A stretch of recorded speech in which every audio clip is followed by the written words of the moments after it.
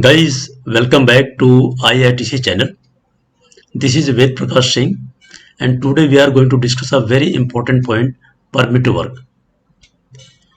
In this session, we are going to see what do you mean by permit to work, why permit to work is essential, types of different permits, types of certificates, steps of permit to work system, all accidents are preventable. Do you believe this or not? Is permit to work a legal document? What is role of permit to work in incident investigation? This is very short, simple, crispy program, and I am very sure you are going to get the benefit of this program very well. Guys, my humble request to you is please subscribe the channel so that you can get a regular update on regular basis, and I would request you to please share this link to your friends who are professional and who can also be benefited. With this, guys, let us go forward. This is about me. This is about the IITC provide the services. These are the key competencies of our team. Guys, IITC takes a privilege to allow you to use this link for training your operation team, your maintenance team, your safety team, your construction team, your engineering team, your procurement team, your entire organization. And IITC also encourages you to use this link as a safety moment at various occasions. These are the points we are going to cover. We will not repeat it. Guys, permit to work is a system. I would request you to please take a moment and try to do a brainstorming. What is permit to work? As name suggests, permit to work. That means before taking or before starting any activity, you should take a permit. Correct? So permit to work is a formal, verbal or written documents. Based on my understanding, verbal is very less credential. We say that it is a formal written document. I don't say that you don't trust your people, don't trust your team, but my request is to emphasize more or less on written documents, because in written documents this has got checklist, this has got point to check. So I would say that when you are going to take a written document, probably you will go through line by line and you will not miss anything. I don't say that you don't trust on your memory. You must trust your people, must trust your team, but always follow the written document. The purpose of permit to work is to provide protection during work in hazardous area or in any work which has got hazardous activity or which has got hazards and risk. It ensures that management systems are implemented to ensure that job is done safely. The main and foremost purpose of PTW system is to do the job safely. As we mentioned that PTW system or WPS system are same. PTW is permit to work.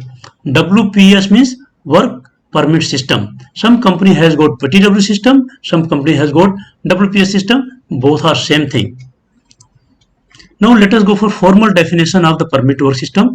A permit to work system is to control non-routine or special work activities that could present a health and safety risk or danger to the environment. As we mentioned that permit to work system is implied for non-routine or special work which has got some hazards to ensure that accident does not realize there is no hazard, there is no risk to the people who are going to attend this job. Sometimes permit to work system is also used for routine job, but that is exceptional. We will see in the following slide.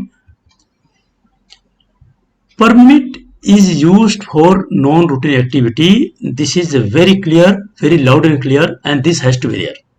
But in some companies, depending on the hazardous situation and company rule, routine jobs are also captured for permit to work system. Normally 99.99% time routine jobs are supported by SOP, standard operating procedure. Correct? But how to draft, how to prepare the SOP? The SOP is prepared by the job safety analysis by doing the risk assessment. This is another thing. There is a separate module I have created for job safety analysis. You can go through separately when you have some time. The important thing, permit is used as a vital document for incident investigation if any unfortunately. Guys, permit to work system is a very important vital document which has to be reviewed if in case of any accident. So I mean to say that don't ever try to lean it, just make a formality. It can be a legal document. Read permit to work system very carefully, read its hazard very carefully, read its control very carefully before signing permit to work document. Why? Because it is a legal document if in case of any accidents. Permit to work has got different steps. Widely speaking, there are 3 steps in permit to work system. But other company has got various steps to make the system easy, neat and clean. But widely speaking, there are only 3 steps. One is the person who is going to do the job, he has to create a request, create a formal request. Then this request has to be reviewed, because in the request there are various checklists. The person has to fill all this information correctly, and the person who is going to review it, he has to go through all the point wise so that no point has been missed. If some point is missed, the person has to say that this is why this is missed and what is the issue. And after that, this permit has to be authorized, and only after the authorized permit the person can start the job. So guys, I would say that those people who are going to work on the equipments, on the system, he has to receive the authorized signed permit to work system before starting the job. There are SIMOPs.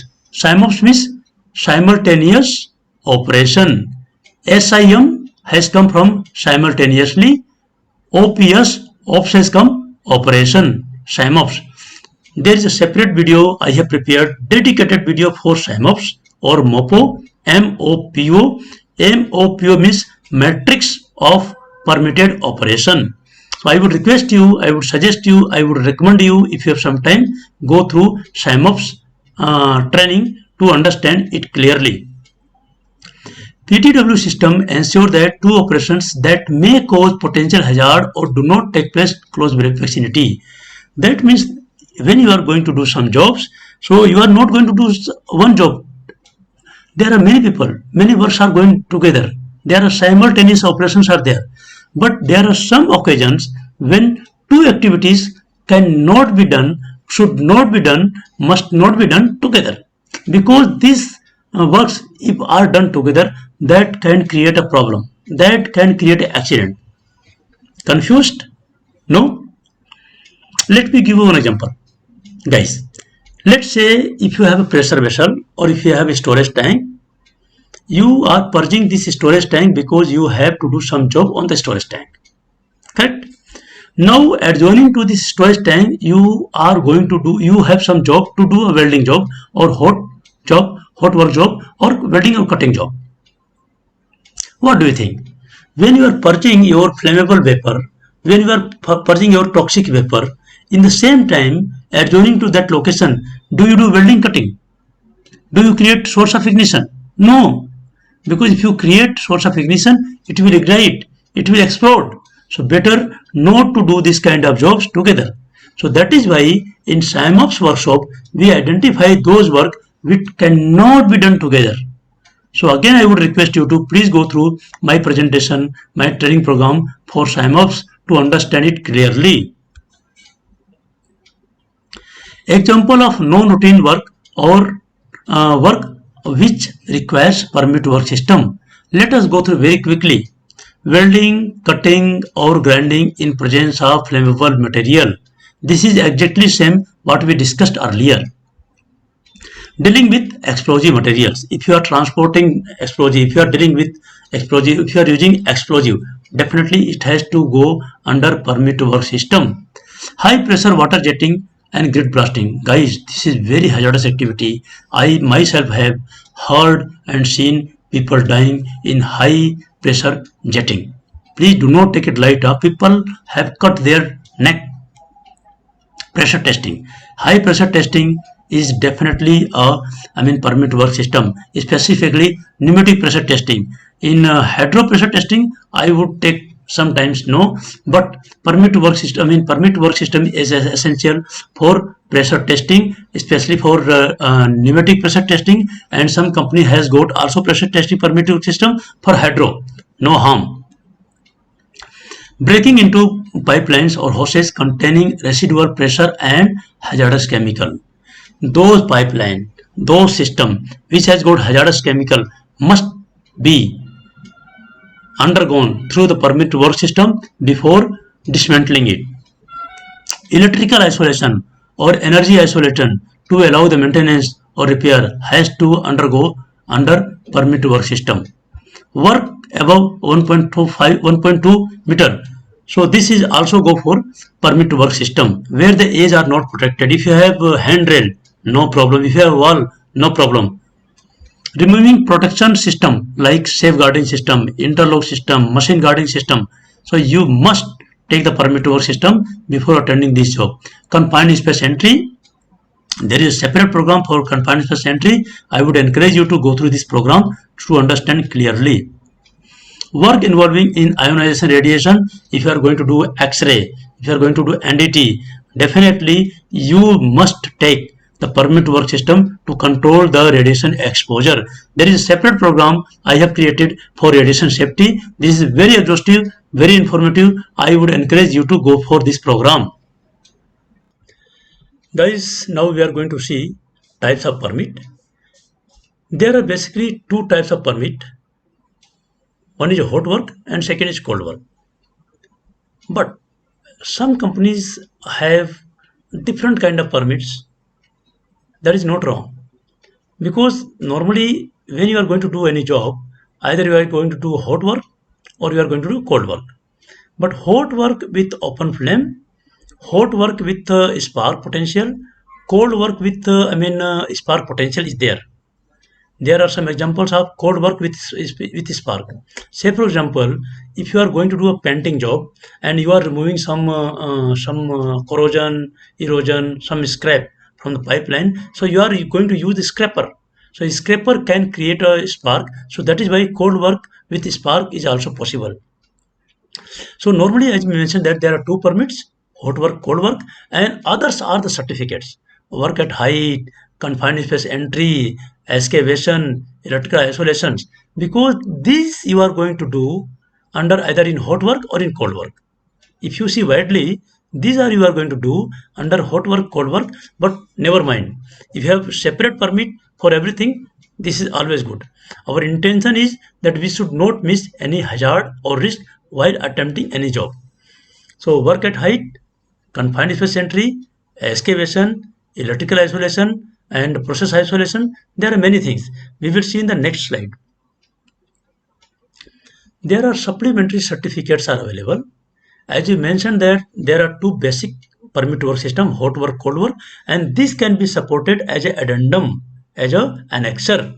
So confined space entry permit, high voltage switching certificate, excavation or penetration certificate, vehicle entry certificate. Vehicle entry certificate is very important because it can carry a spark. Work at height permit, override of controls and protection system.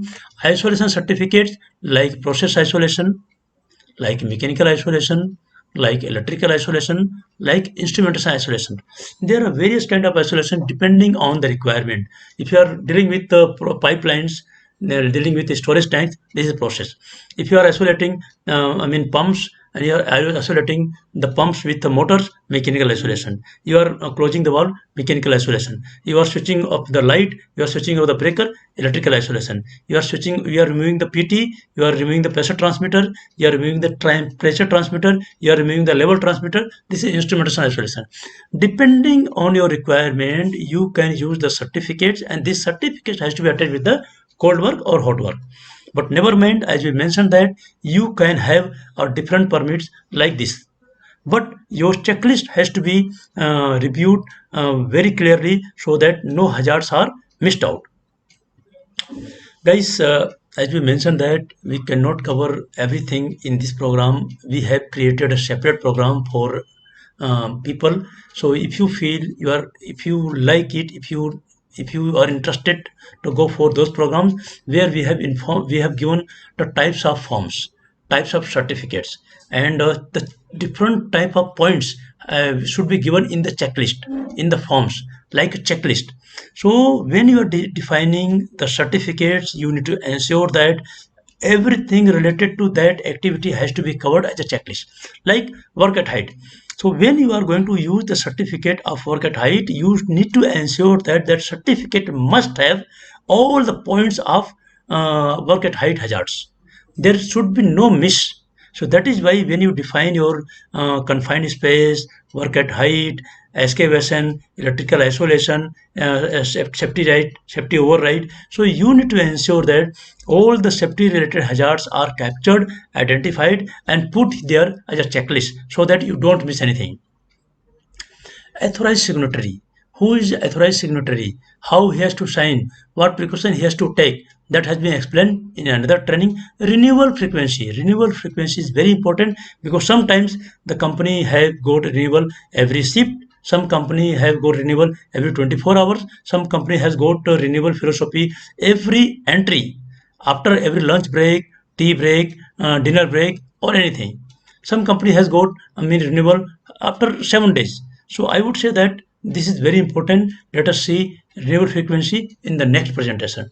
Different types of controls we will see, and permit to work system is very important, vital part of management system, because PDCA, Plan Do Check Act. In permit to work it, we need to audit the permit to work system, and we need to ensure that the permit is used and filled correctly, it is being followed correctly, control measures are in place, so that we try to identify any lapses, any weaknesses in permit to work system, so that we can minimize the accident or hazards. So our main intention is to avoid any accident, to avoid any unforeseen by any means. So guys, I hope you these information were useful for you. With this, I would request you to please share this information with your friends so that they can also be benefited. My humble request for you is please subscribe the channel so that you can get a regular update. We have got various programs on our website. I would request you to please have a small quick tour so that you can have the knowledge about our programs. With this guys, thank you very much. Have a nice day. Jai Hind, Jai Bharat.